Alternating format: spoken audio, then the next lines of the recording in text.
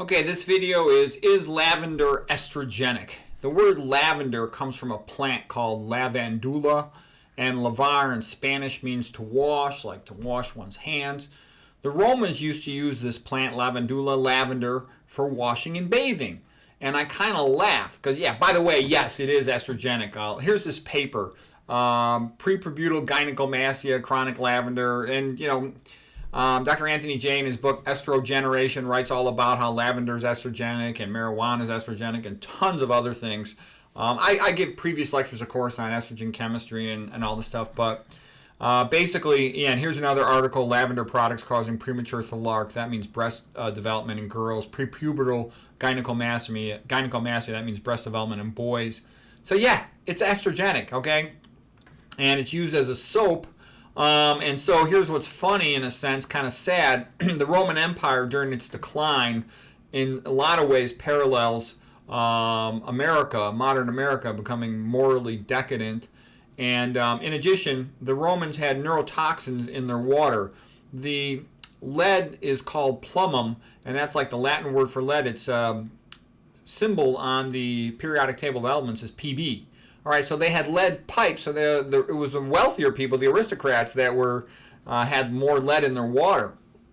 And they also then bathed in estrogenics. So here's the parallel to the United States. Modern Americans have, instead of having lead, they've got other neurotoxins in their water. They got aluminum, which is put into municipal water filtration as a clarifier, a neurotoxin. Aluminum is neurotoxic.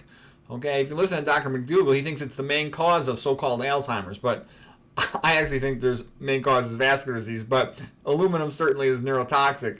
And also fluoride is neurotoxic. That's well known. Go ahead, look it up. You'll see demographically matched populations. If they got F- in there, they got lower IQs, all right?